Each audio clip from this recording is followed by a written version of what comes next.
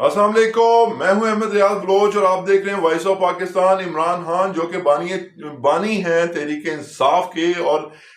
X chairman हैं तहरीक इंसाफ के, उन्होंने एक मजमून लिखा है द गार्डियन में, और वो छपा है बरतानवी जरीदे द गार्डियन में, जिस हवाले से बहुत सी चीज़ों ने जन्म ले लिया है। और उस हवाले से देखा जाए तो रियासती तमाम तर मशीनरी इस हवाले से हरकत में आ गई हैं। जेल हुकाम अपना मौक़िफ़ दे रहे हैं,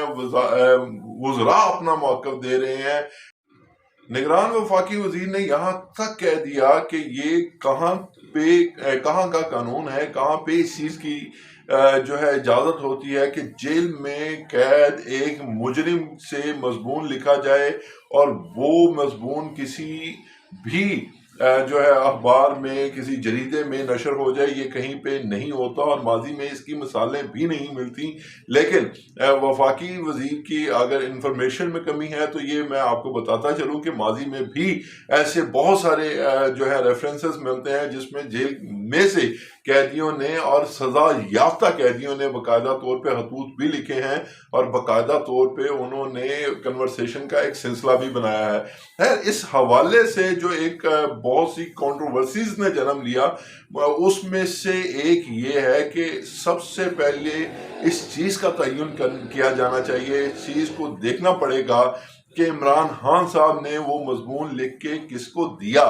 और फिर वो कौन लेके गया। क्या वो इमरान खान से मिलने आए लोगों में से किसी एक के हाथों बाहर गया, या वो उसमें कोई जेल का अमला था जिसने मावनत फराम की, या कोई और सहाफ़ी आया जिसने वो मजमून लिखा हुआ मजमून वो पकड़ के बाहर दिया। और एक जो इसके अलावा एक मंजर है वो ये है कि इमरान खान साहब ने किसी को बताया कि वो ये लिखना चाहते हैं और वो बंदा बाहर गया और बाहर जाके उसने उससे कंटेंट को लिखा और कंटेंट लिखने के बाद वो इमरान खान साहब के नाम से बरतानवी जरीदे द गार्डियन को दे दिया। अब इस हवाले से रियासती मशीनरी जहाँ पे जो है मुसलसल वो काम कर रही है, वहीं दूसरी जानिब इस हवाले से ये देखना है कि अहम ज़रूरत है, अहम मामला है ये कि इमरान खान साहब को जहाँ पे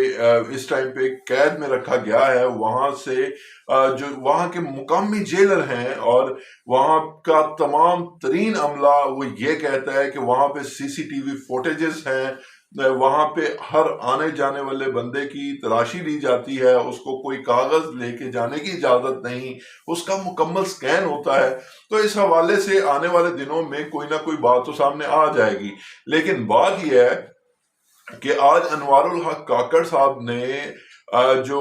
सीनियर सहाफ़ी सुहेल वड़ैच साहब हैं उनसे आज जो उनके एक प्रोग्राम है डेडिकेटेड सुहेल वड़ैच साहब का एक दिन जियो के साथ में बात करते हुए ये कह दिया कि 2013 और 18 में मैंने इमरान खान यानी तहरीक इंसाफ को वोट दिया है। तो उस पे सुहेल वड़ैच साहब ने उनसे पूछा कि क्या आप 2023 में भी देंगे, तो उन्होंने कहा कि नहीं, अब मेरे नजरियात बदल चुके हैं। 3 साढ़े 3 साल की तहरीक इंसाफ की हुकूमत ने जो मेरा उससे राहें जुदा हो गई, यानी कि मैंने अपनी आइडियालॉजी चेंज कर ली। लेकिन एक और बात जो बड़ी ही अहम थी और बड़ी ही जो तहरीक इंसाफ को सपोर्ट करने वाली बात थी वो ये थी कि जब सुहेल वड़ैच साहब ने पूछा कि क्या इमरान खान साहब पे ज़ाती तौर पे कोई ऐसे मुकदमात 9 मई के हवाले से हैं जिनमें जिन चीज़ों में उनकी बाकायदा शमूलियत हो या बाकायदा तौर पे उन पे इल्ज़ाम साबित हो सके कि उन्होंने ये प्लानिंग की थी और इसके बाद ये एग्जीक्यूट हुआ, या जो जिसे आप मुख्तसरन और अगर आसान अल्फाज में ये कहें कि उन्होंने कोई मंसूबा साजी की थी या उनका इस एक 9 मई के वाक़े में मुलव्वस होने की कोई वाज़िया दलील मौजूद है, तो उस पे उन्होंने कहा कि अभी तक की इतलात के मुताबिक मेरे पास कोई ऐसी चीज़ नहीं है, और अगर एजेंसीज और हमारी जो हसास अदारे हैं अगर कोई ऐसी चीज़ सामने रखते हैं तब भी फैसला अदालतों ने ही करना है। तो इस हवाले से आज का प्रोग्राम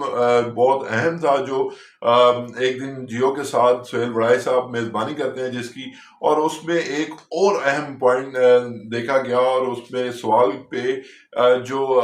نگران وزیر اعظم ہیں انوار الحق کاکڑ صاحب، انہوں نے باقاعدہ طور پہ یہ بھی بتا دیا کہ جناب ہمیں کوئی نون لیگ کی یا پی ٹی آئی کی یا کسی بھی جماعت کو اگر عوام سلیکٹ کرتی ہے تو ہم انہیں اقتدار منتقل کرنے کے لیے تیار ہیں۔ اور جب یہ سوال کیا گیا انوار الحق کاکڑ صاحب سے، آلدو کہ وہ ایک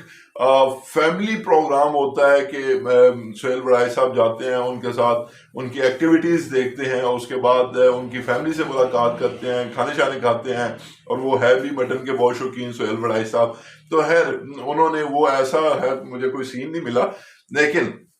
انہوں نے اس کے جواب میں کہا کہ ایک سوال جو انہوں نے کیا کہ جناب نون لیگ کو لایا ہی اس لیے گیا ہے